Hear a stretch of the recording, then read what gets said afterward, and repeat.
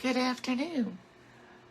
I am Debbie Broughton, your Stampin' Up! Demonstrator from St. Robert, Missouri, and I'm on here this afternoon to show you this Christmas card that I saw on Don Griffin's YouTube channel, and I just thought it was so cute, so I made two of them so far, and they look very complicated, but once you do one, it will be very fast and quick. But today I'm going to try and make one as a birthday card so that I could use the same technique year round.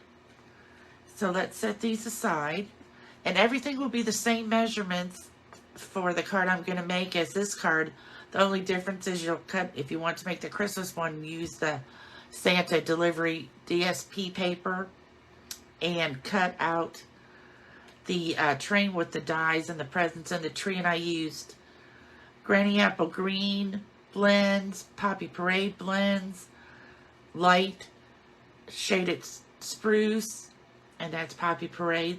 That's basically what I used. And notice the little penguins on the inside jumping for joy.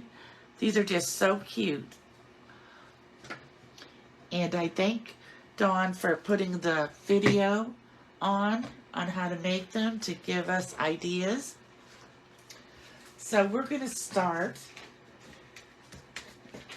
When I decided to do one for a birthday or other occasions, I had to think of what colors I wanted to use and what DSP. So what I chose was this DSP from the Ringed with Nature DSP with the birds and the branches. That way it kind of looks like nature, and it's going to go along with my flower box that I'm going to put on the front. So we start out with a piece of cardstock that is 4 1/4 by 7 1/2. And we're going to score it at 1, at 2, at 5 1/2, and 6 1/2. I don't know if you could, my score lines are probably hard to see. And then we're simply going to fold this in. Let me get my bone folder here. Fold it in and fold this one out.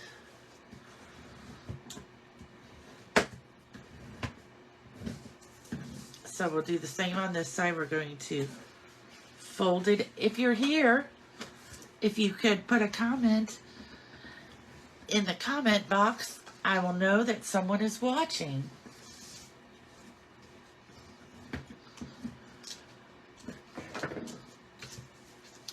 Oh, I didn't take my grid paper down here very well, so it's going to be moving. Let me see if I can fix that. Otherwise, we'll get all crooked and everything. Okay, so this is the base of the card. This DSP piece measures 3 by 3 1/4, and it's going to go right here in the middle. So let me get my stamp and seal out.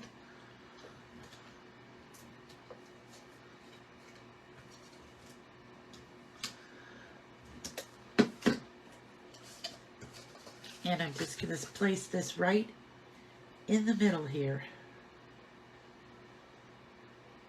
Now don't worry that it doesn't go all the way down, because see how it's hidden? It's hidden by the train and the flower box that we're going to put on this one.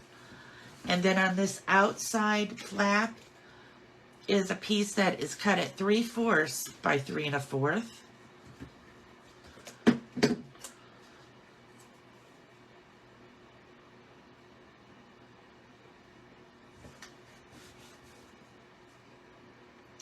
I should have another piece. I'm trying to be sure that I have my birds right side up, not flying or sitting upside down.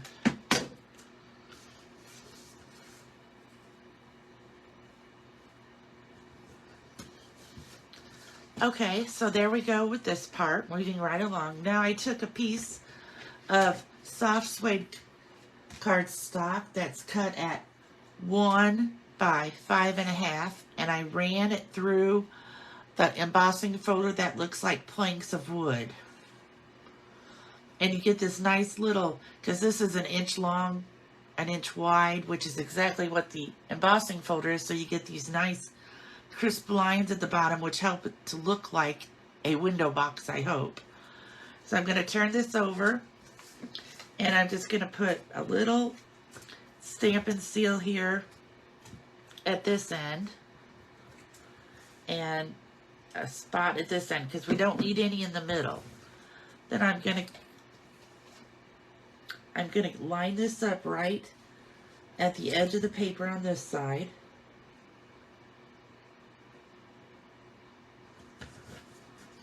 And then I'm going to flatten this one out and place it right at the edge of this one. And then when you set it up, you have your bridge. So now this is what I decided to do. I used the frame florets, which is a new set in the new catalog, which is out currently. And I used this piece right here along with the matching dies, and then I colored it in.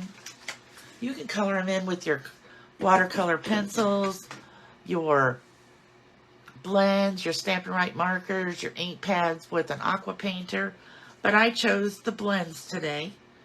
So I've already colored them in, so you did not have to waste time watching me color. And I used, on the flowers, I used Daffodil Delight, Highland Heather, and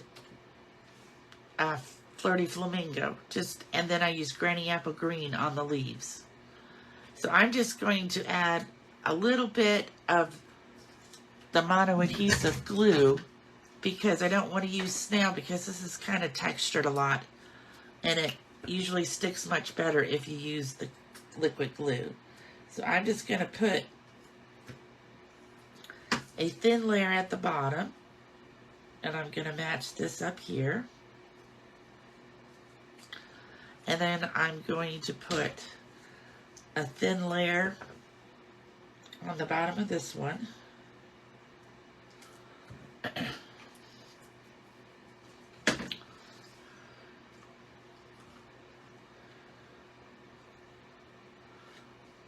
Now you could use a lot of different sets and stuff. I just thought of this one to make this look like a window box.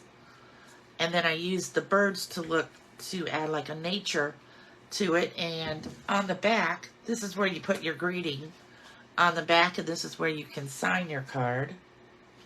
So I have that piece, and that piece is cut at 3 1/4 by 4.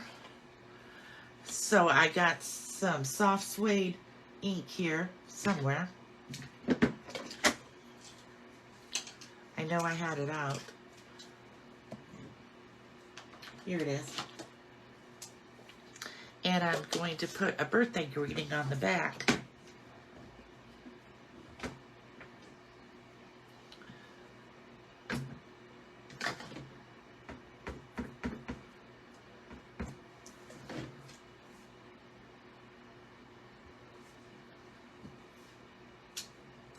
So there we go, for a special person on a special day. That's going to be our greeting. Now I was thinking, if we wanted to, or if you wanted to, you could always put a greeting across the back here with the stylish banners, or a different, punch out, or cut with the die some labels and put a happy birthday there in the background, or thinking of you. But for this one, I'm just going to leave it blank. And then I'm going to add this to the back.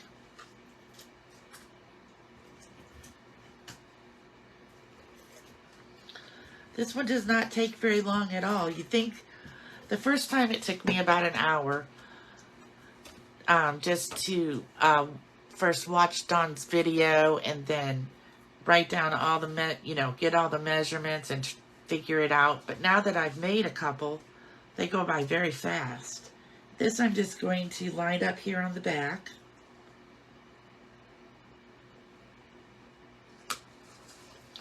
Now if you decide to make one of these bridge cards using different stamp sets and different images.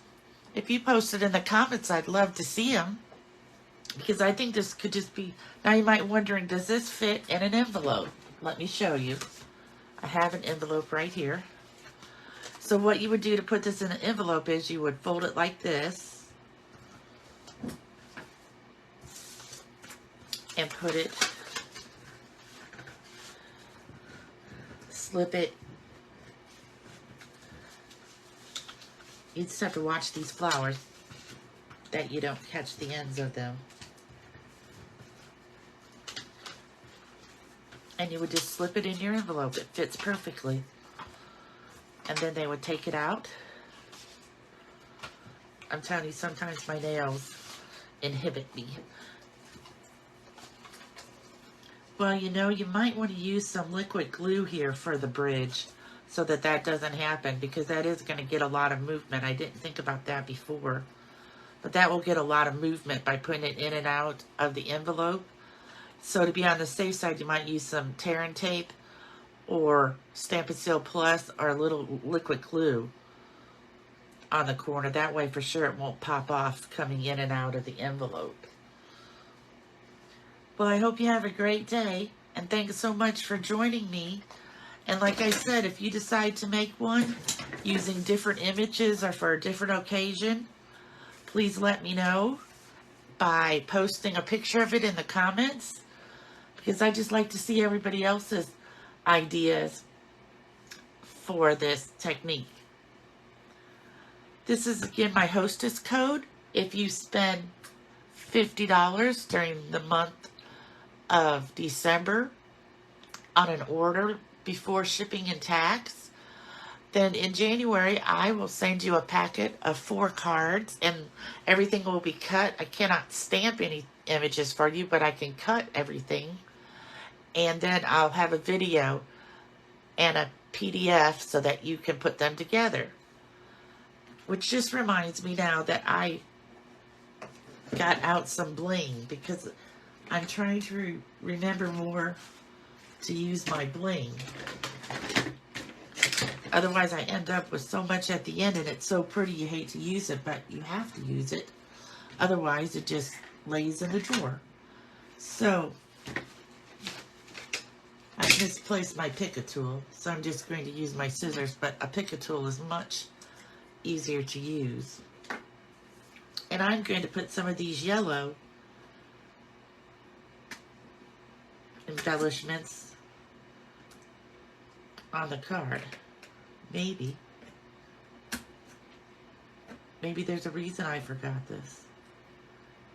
Sometimes this is very easy to do with your scissors. The pick tool is much easier, but I don't want to waste your time by looking for it. I always try to have everything laying right here, but that's not always the case. So, and I'm going to use a smaller one.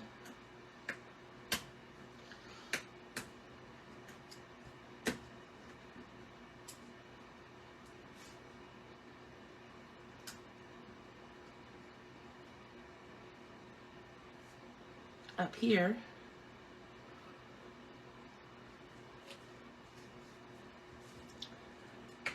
And you can just put these on wherever you like.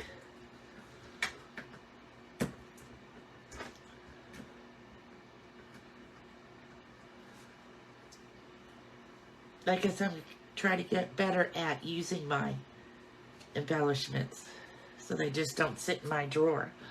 And another thing is you could always use a Wink of Stella on your flowers. Here on the side it says push.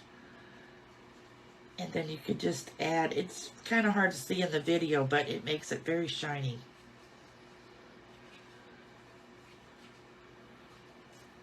And there you go. And you should always store your Wink of Stella up and down like this. That way it all settles down here and you don't get a big glob of glitter when you go to use it if you store it this way. Just another little tip for you. Thank you again for joining me. Have a wonderful day. Bye.